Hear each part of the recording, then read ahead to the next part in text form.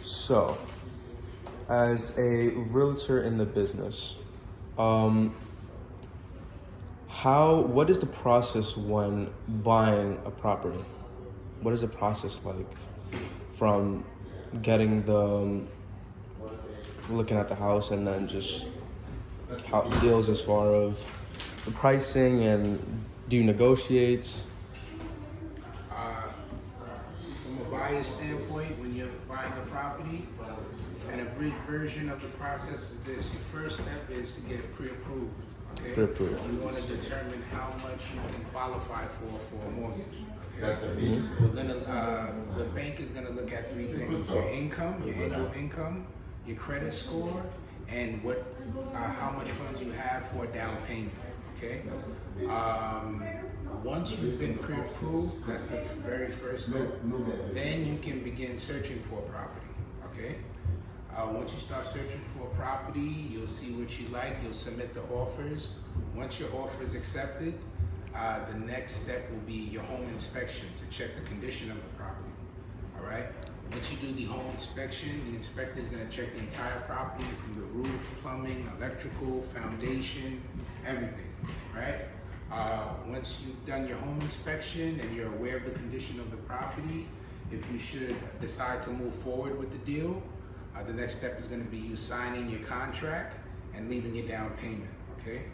Once you sign your contract and leave the down payment, next the seller will sign the contract. Once the seller signs the contract, now you have a fully executed contract. That means that seller can't sell the property to anyone else. You're in contract. Okay. Once you have a fully executed contract, at that point, the mortgage process will begin. The lender will begin processing your loan, okay? He's gonna order the appraisal to make sure that the home is worth the amount you're buying it for. We're gonna begin to order title. Your attorney will order title to make sure that the seller has the right, the rightful ownership to sell the property, that there are not any liens on any violations on the home, any liens, judgments, things like that.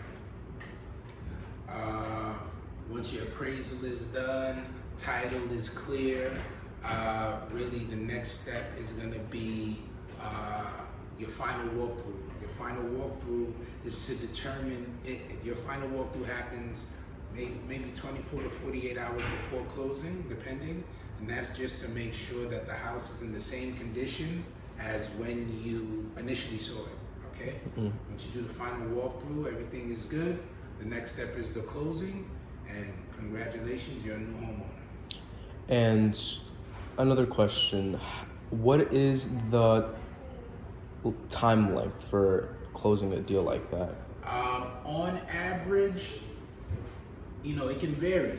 It can vary depending on, what you're looking for, your budget, what the market is like, what the inventory is like.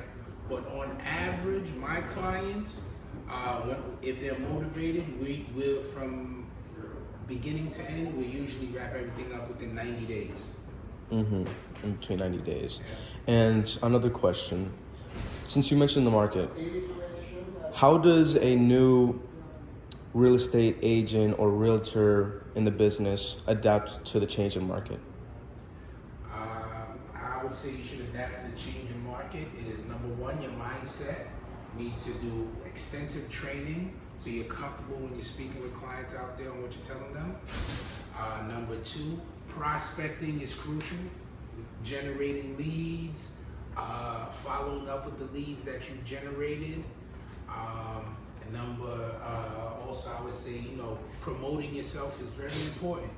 The use of social media is crucial. It's free, and you're able to reach a large audience at one time. So that's what I would say. Okay. And for a young real estate agent or realtor in the business, what is something that you should keep in mind when all they think about is success? Like, if they would want to become successful and they got into the real estate business, what would they expect in the first few years? Well, that's two questions.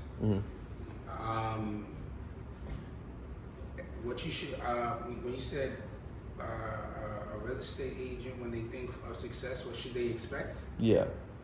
Okay, what I think you should expect, and what's expected of you, what's expected of you is you have to be relentless, you have to be determined, you have to be consistent, you have to be persistent, and more important than all of that, you really have to be honest with yourself. As you have to have a strong why. Why am I doing this? Am I doing this just to be successful or rich? What is the purpose why you're doing this? Because what happens is when adversity comes and when things don't, when you're not closing deals immediately, you have to have something strong enough to keep you going. So I think that's the first point is why. What's your why? What is the reason why you're doing this? Okay, so I think that's the foundation of the business. Why are you doing this? And your why has to be strong enough to keep you doing this until you're successful. Most people will quit. Yeah. And